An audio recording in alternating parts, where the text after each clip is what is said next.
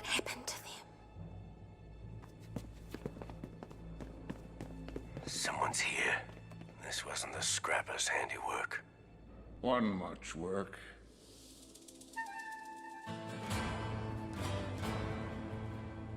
It's a rarity to find an episode in a show that fires on all cylinders. An episode that keeps you invested from beginning to end, coasts off the inertia of the events before it in a manner that maintains the tension and kicks it into overdrive by the end, and delivers a potent, shocking and impactful conclusion that remains satisfying however the result leaves you feeling.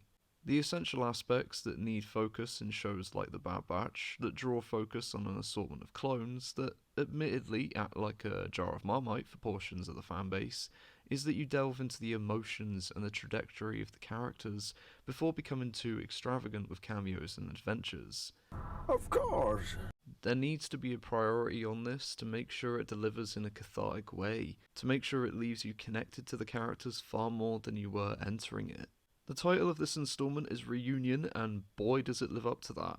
The boys were brought back together again, and fans were met with a return so monumental and important to the hardcore Clone Wars fanbase. Those involved felt it appropriate to kill him off less than 6 or 7 months later. But why? Why would you do that? Why would you do any of that? Before I get into my thoughts regarding this, let's break down this episode, shall we? Cool.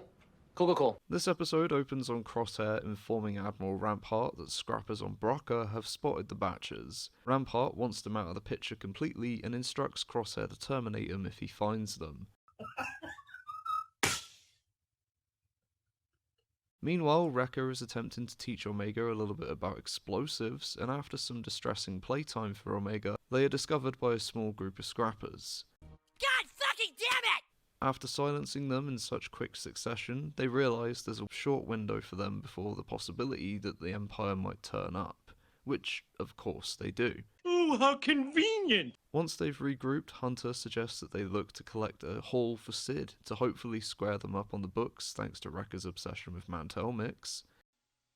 Hello, Fatso! Echo disagrees with this sentiment and makes a few remarks, suggesting that it might have been better for them had they gone with Rex, to try and serve a better purpose in life and help support the galaxy in a more meaningful way.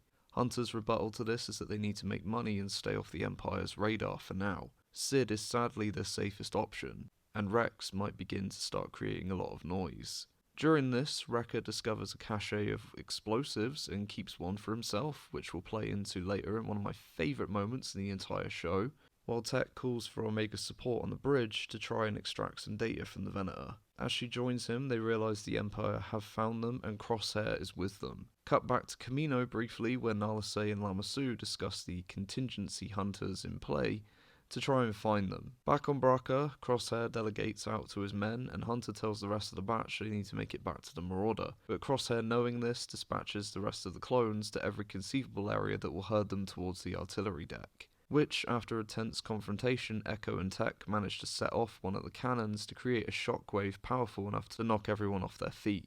Given Hunter enough time to break the lines of troopers surrounding them, and as he's about to engage Crosshair, the ripple effect from the cannon causes debris to scatter in between them, and gives Wrecker a chance to clear the path in the most hilarious ways on that side.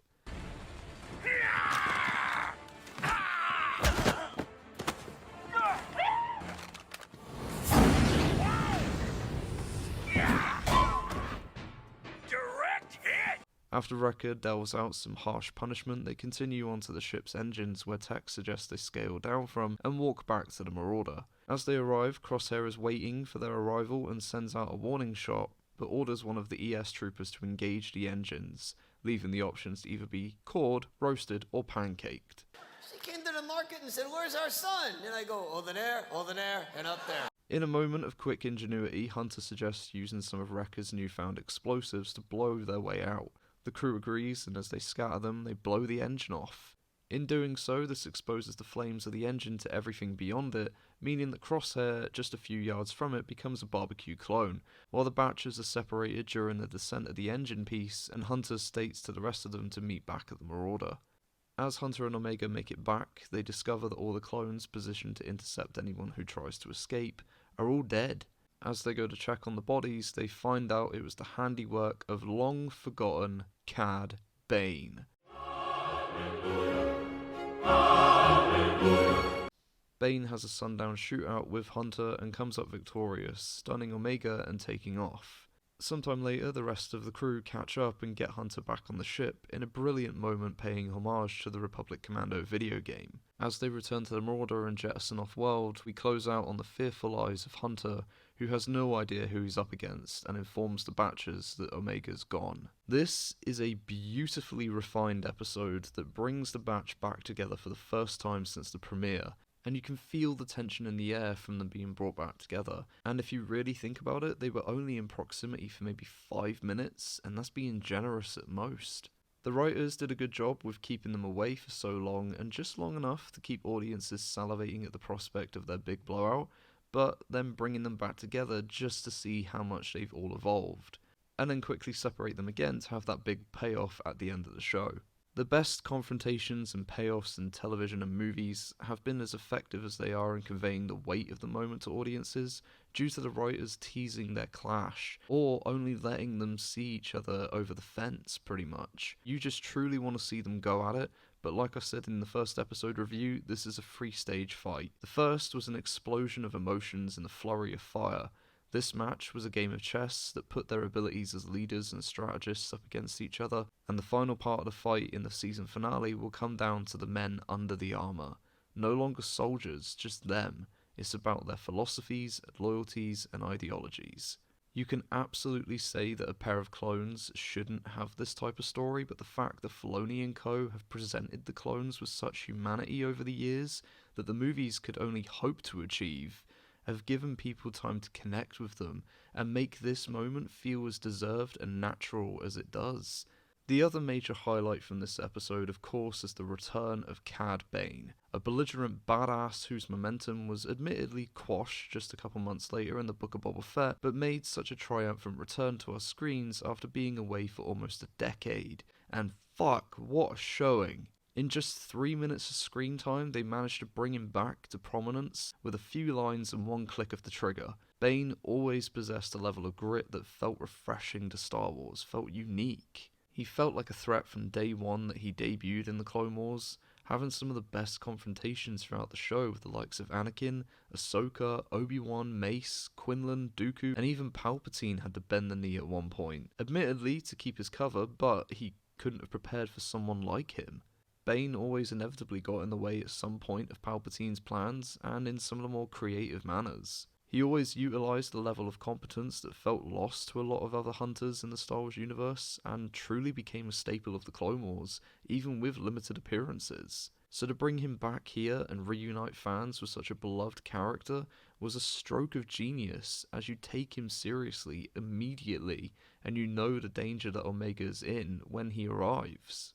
The fact that he was introduced in the final moments of this episode as well was a very clever one, as this episode kind of acts as a pseudo mid-season finale, so if we were to translate this to TV scheduling and had a couple of months in between like the Clone Wars and Rebels did back in the day, you'd be itching to know what happens next, with the guarantee that Bane will be back in at least another episode.